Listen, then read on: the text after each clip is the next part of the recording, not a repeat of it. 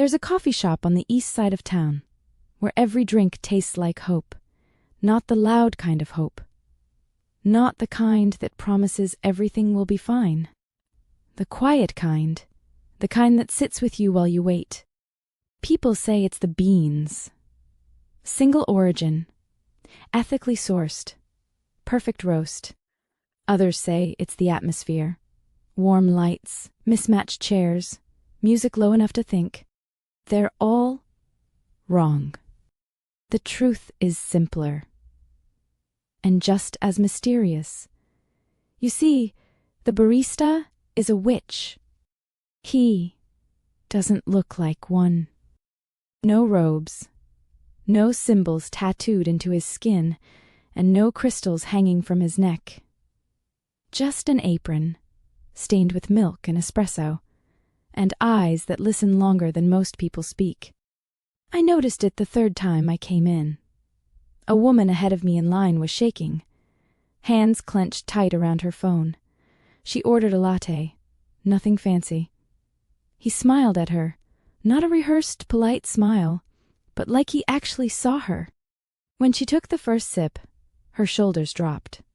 Her breath slowed.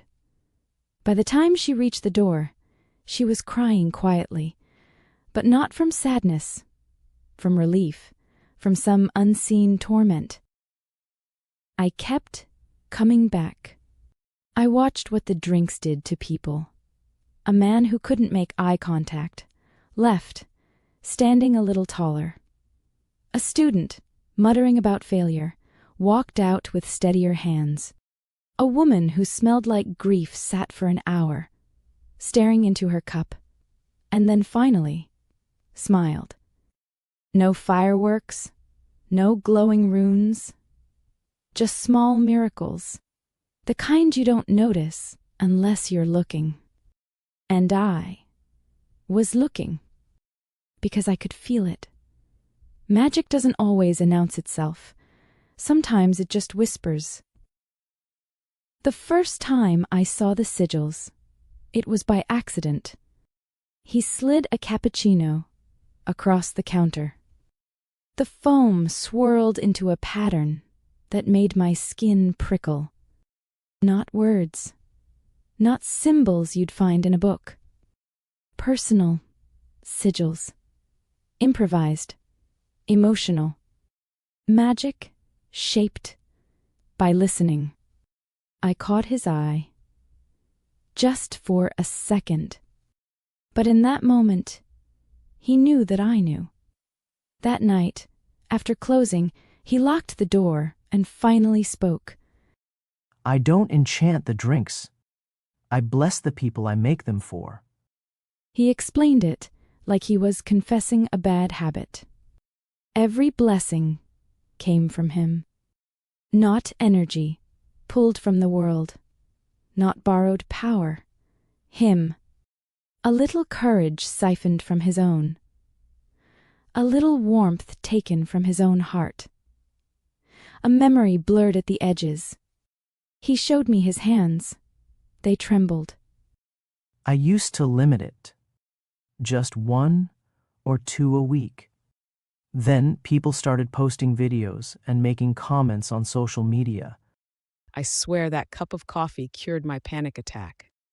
The iced vanilla latte will change your life. From then on, the line never stopped growing. And neither did the cost. I asked him why he didn't quit. Why he didn't close the shop, break the spell, save himself.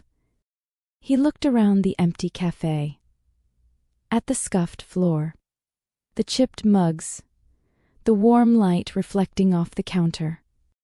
This is the only time that I feel useful. Then he smiled.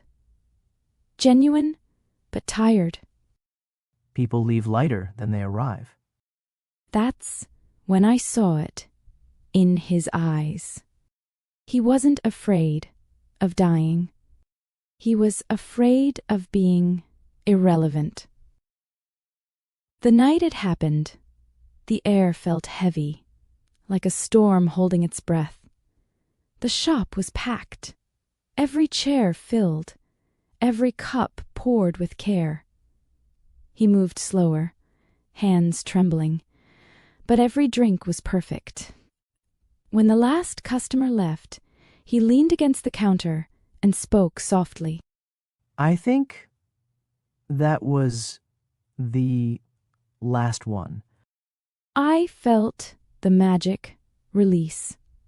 Not violently, gently, like a candle going out on its own.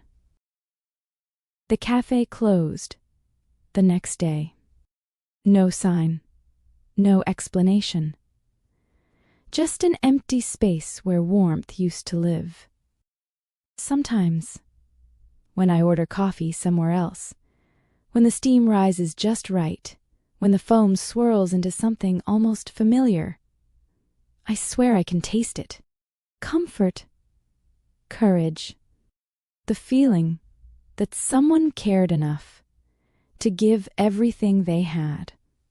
And maybe that's the strongest magic of all. If you liked this story, please support my channel.